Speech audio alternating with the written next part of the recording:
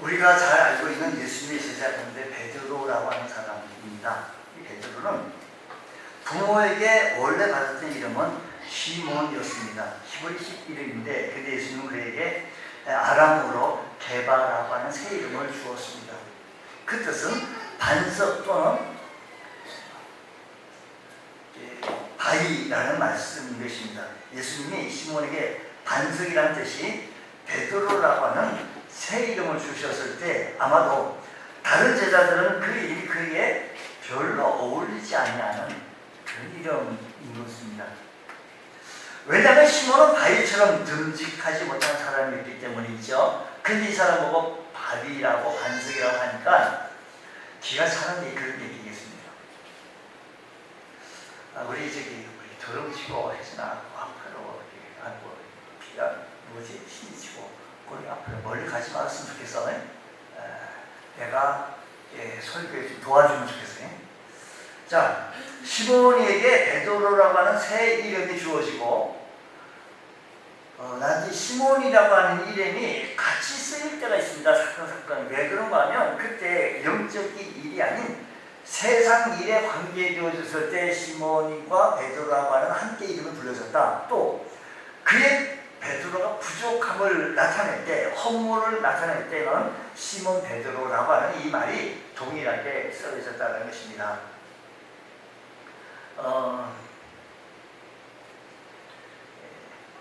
마가복음 14장 37절 말씀 한번 준비가 되겠습니까? 마가복음 14장 37절 말씀 보면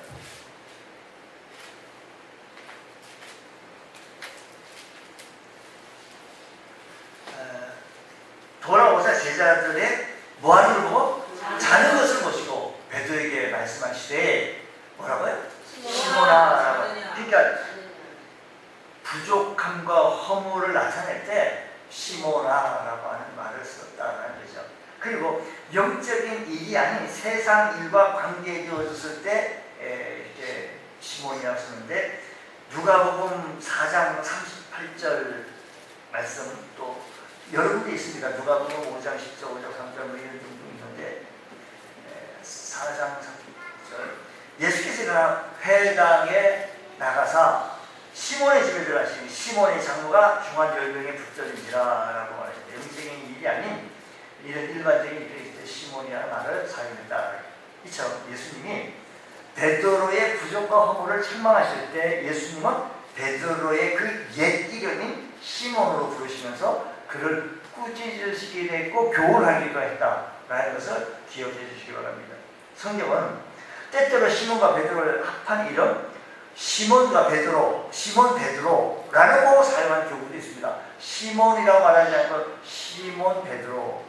그가 시몬에서 베드로로 변해가는 과정이 있을 때 그렇게 표현한 것으로 나타나십니다. 하나님의 은혜로 그의 삶은 시몬에서 시몬 베드로로, 거기서 베드로로 점차 변해가는, 베드로 반석 같은 사람으로 변해가는 모습을 볼 수 있다는 것입니다. 자, 베드로는요 극에서 극으로 달린 사람이기도 합니다. 어떤 사람은 손바닥 같아요. 그냥 언제나 그냥 하다가 그냥 언제나 너무 냉철해요. 제자들 가운데 베드로처럼 담대하고도 확실하게 예수님을 그리스도라고 살아계신 하나님 아들이라고 고백하는 사람 또한 없을 것입니다. 반면에 제자들 가운데 베드로처럼 뻔뻔스럽게 예수님을 부인하는 사람도 없을 것이라는 겁니다. 이해가 되십니까? 성경 안 찾아도? 그는 예수님을 모른다고 3번이나 부인하면서 저주까지 했던 사람이기도 한다는 것입니다. 또 제자들 가운데서 베드로만큼 예수님에게 큰 칭찬 받아줬던 사람도 없습니다.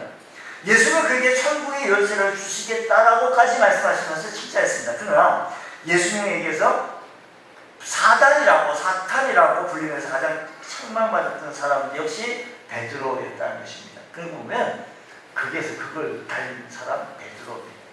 반면에 베드로는 제자들 가운데 유일하게 예수님을 감히 책망했던 사람이기도 합니다. 그래서 베드로가 예수를 붙들고 항변하여 이르되 주여 그리 하지 마십시오 라고 하는 책망을 예수님을 향하여 결코 주에게 미치지 못하겠습니다라고 크게 외쳤던 사람이 베드로이기도 합니다. 예수님 십자가를 지실 것이라고 말씀하시니까 베드로가 예수를 붙들고 말도 안 되는 소리 말하지 마십시오라고 외쳤던 그런 베드로, 그것과 그걸 달렸던 사람이기 때문이십니다.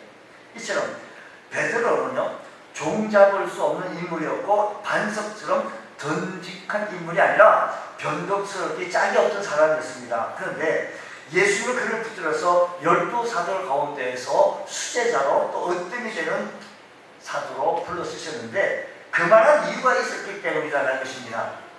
베드로의 사실은 예수님이 베드로를 12사도 가운데서 으뜸으로 삼으신 것은 그에게는 지도자적인 자질이 있었기 때문이라는 것입니다. 지도자 같은.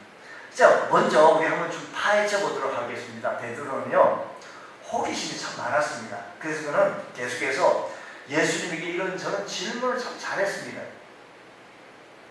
베드로가 대답하여 가는데 이 비유를 우리에게 설명하여 주옵소서. 예수님 말씀해 주세요, 가르쳐 주세요 라고 얘기했던, 그래서 호기심이 많았다. 다른 제자들은 예수님의 말씀을 듣고 잘 이해하지를 못해서도 그저 속으로 궁금하게 생각하며 침묵을 지켰는데 베드로는 달랐습니다. 주저하지 아니하고 예수님께 코치코치 묻고 또 묻고 물었습니다.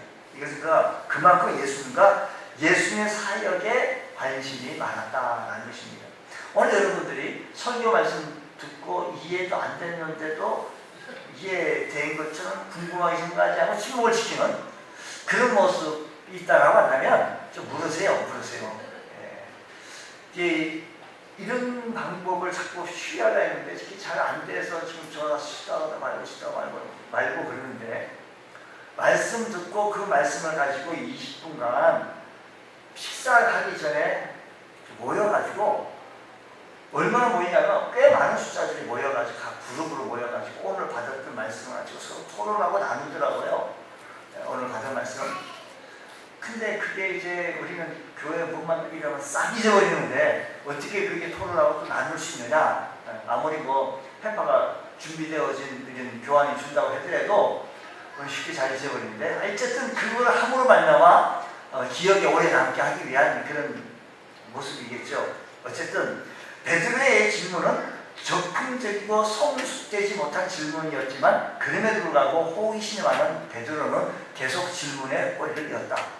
실제로 베드로는 늘 앞장섰다고 합니다. 베드로는 예수님에게 많은 질문을 했는데 반면 예수님이 묻는 질문에 언제나 제일 먼저 대답을 했습니다. 틀려도 좋으니 대답을 하시오 라고 여러분들에게 얘기하면 여러분들은 대답을 좀 잘 안 하지만 베드로는 어쨌든 대답을 잘 앞장섰다는 겁니다.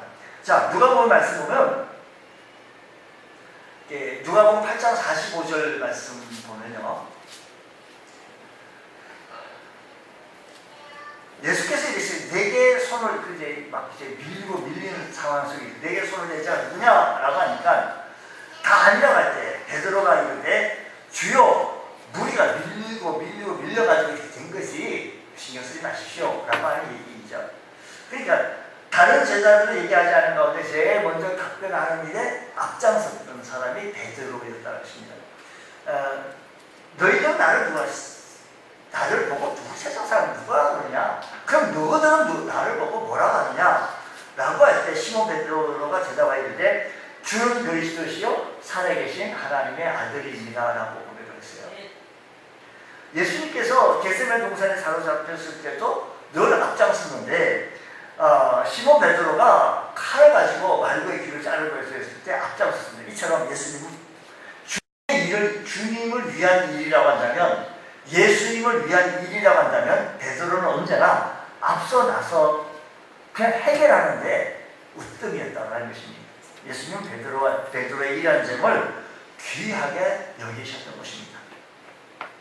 또 베드로는 12사도 가운데서 가장 적극적인 자세도 보여주기도 했습니다. 물론 베드로가 물에 빠진 사건이 있습니다. 주님, 나도 물 위를 좀 걷게 해주십시오. 했을 때 주님께서 오라. 물 위를 걸었습니다.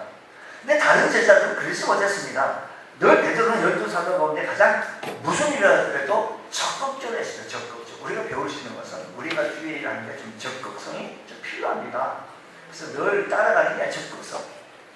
물론 나중에는 상황과 환경을 바라고 파도를 치는 물결을 보고 물에 빠져들어갔지만 주여 나를 구원하소서라고 했지만 그는 12제자 가운데 늘 주의 말씀 듣고 그저 배 밖으로 뛰어내린 사람은 베드로 한 사람이에요. 딴 사람 없었습니다.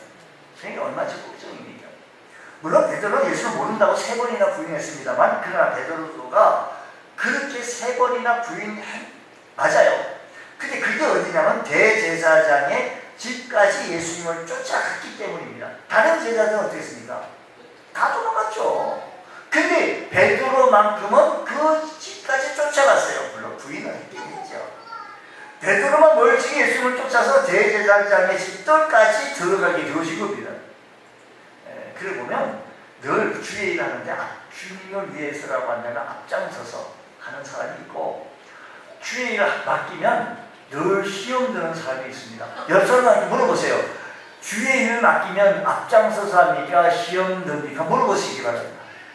옆에 앉으신 분한테 옆에서 앉은 사람이 없으면 뒤에 앉은 사람에게 좀 물어봐요.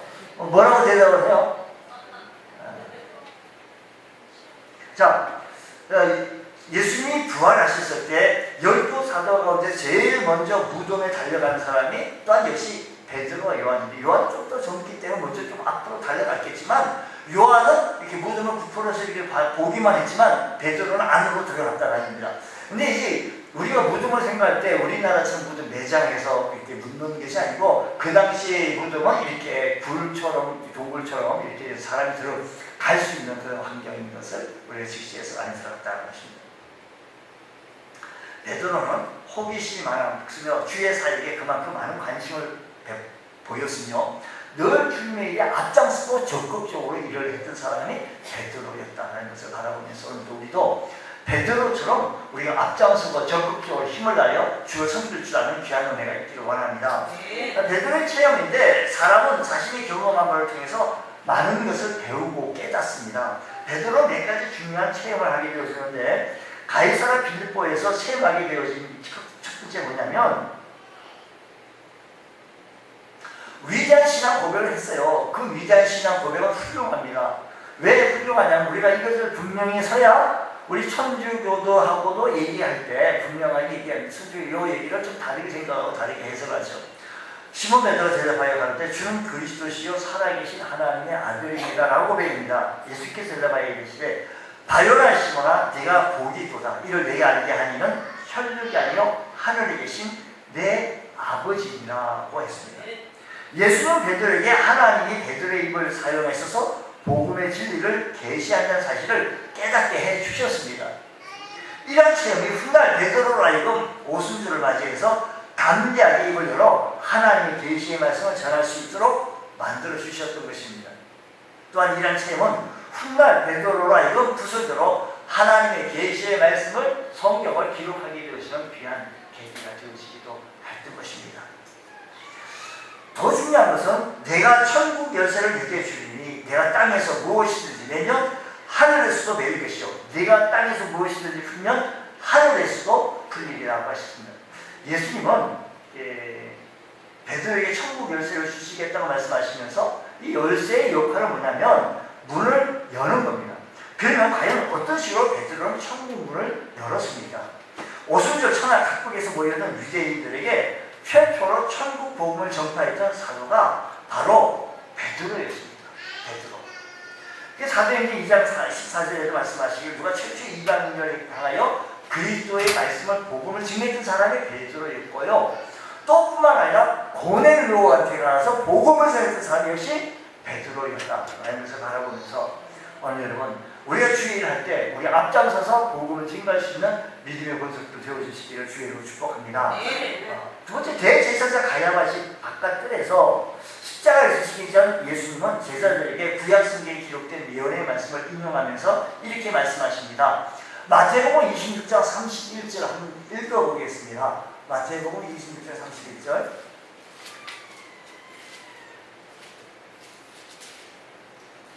자 시작. 그때 예수께서 제자들에게 이르시되 오늘 밤에 너희가 다 나를 버리리라. 기록된 바 내가 목자를 치리니 양을 내가 헛되었느니라. 그랬습니다.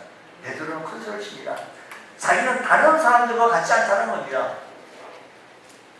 절대 그런 일이 없습니다 라고 얘기하죠. 그러나 그 결과 예수님께서 말씀하신 대로 그 바깥들에서 3번이나 예수님을 모른다고 부인하게 되었습니다.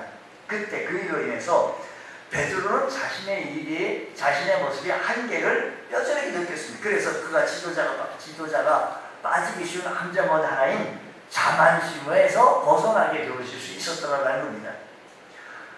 또 뿐만 아니라 그는 이 자만심에서 벗어남으로 말미암아 겸손의 모습, 겸손의 은혜를 얻게 되어서 그가 나중에 겸손하라고 베드로서를 쓰면서 겸손의 말씀을 우리에게 전가하면서 우리들에게 얘기하기를 겸손하십시오라고 하는, 우리 다시 겸손하자.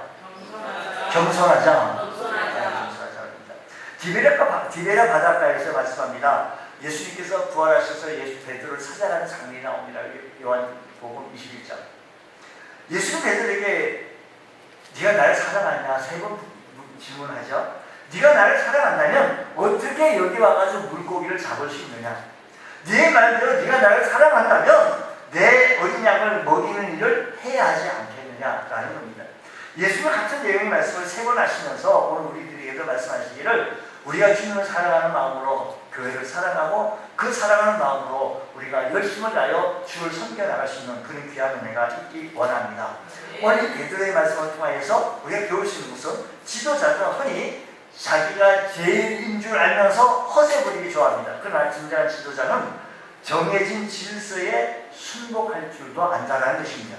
예수님이 가버나움에 가셨을 때 역시도 마찬가지로 그런 순복하는 모습을 배우게 되어지고 뿐만 아니라 베드로는요 혈기도 잘 부렸는데 나중에 자제하는 법을 배우라합니다. 베드로는 혼자 수많은 군병들을 어떻게 감당하겠냐 그런 짓을 했는지 모르겠습니다만 그때 베드로는 예수님이 그 어려운 상황 속에서도 당황하지 않고 모든 것을 하나님의 손에 맡기시는 것을 보면서 베드로는 자제하는 모습을 배웠습니다. 오늘 우리의 삶의 현장 속에서 우리의 시간도 자제하고 또 질서 속에서 우리들이 신앙생활 해나가는데 온전히 쌓아나갈 수 있는 그런 은혜가 일어나기 원합니다. 베드로는 나중에 겸손해졌습니다. 그래서 베드로서 말씀하시기를 하나님은 교만한 자를 제재하시되 겸손한 자들에게 은혜를 주신다라고 베드로 자신이 우리들에게 말씀해 주신 귀한 말씀입니다. 오늘 여러분들에게 말씀하시는 주님 우리의 삶의 현장에서도 가지 못하고 내가 뭐 내세울 없는데 자꾸 교만하려고 합니다. 자꾸 교자가 붙습니다. 늘 겸손한 은혜가 있게 해달라고 기도할 수 있는 은혜가 일어나기를 원합니다. 요한복음 13장에서 예수님은 제자들에게 발을 씻기면서 처음에 베드로는 예수님이 자기의 발을 씻겨주신 것에 대해서 거부 반응을 했습니다. 그러나 그는 예수님의 깊은 뜻을 깨닫고 자기의 발뿐만 아니라 자기의 손과 머리까지 다 씻겨주기를 청했습니다. 그때 예수님은 제자들의 발을 다 씻기시고 난 후 이렇게 말씀하십니다. 새 계명을 너에게 주노니 서로 사랑하라. 내가 너희를 사랑한 것 같이 너희도 서로 사랑하라. 베드로는 이때 받은 교훈은 너무 커서 이때 받은 교훈이 주님 말씀 듣고 너무 커서 베드로서 사이 무엇보다도 열심으로 서로 사랑하지니 베드로전서 4장 8절 말씀 보면 무엇보다 열심으로 서로 사랑하지니 사랑은 허다한 죄를 덮는다. 오늘 우리들이 서로 형제 자매가 됐습니다. 뭐 직함이 중요해요. 우리가 한 형제 자매가 되어진다면 너무 소중합니다. 우리 서로 사랑하며 허다한 죄를 덮어가며 살아갈 수 있는 우리 모두가 되어주시기를 주의 이름으로 축원합니다. 기도하겠습니다. 하나님 아버지 감사합니다. 오늘 이 시간에 하나님 앞에 드리신 이 예배를 주님 축복하여 주옵시고 우리 모두에게 성령으로 충만케 채워주시는 귀한 은혜가 일어나게 하여 주옵소서. 주의 몸된 교회의 성도들을 주님 기억하여 주셔서 모이게 힘쓰며 열심 품고시를 숨길 수 있는 은혜가 일어나게 하여 주옵소서. 비싸며 예수님 이름으로 기도드렸나이다. 아멘.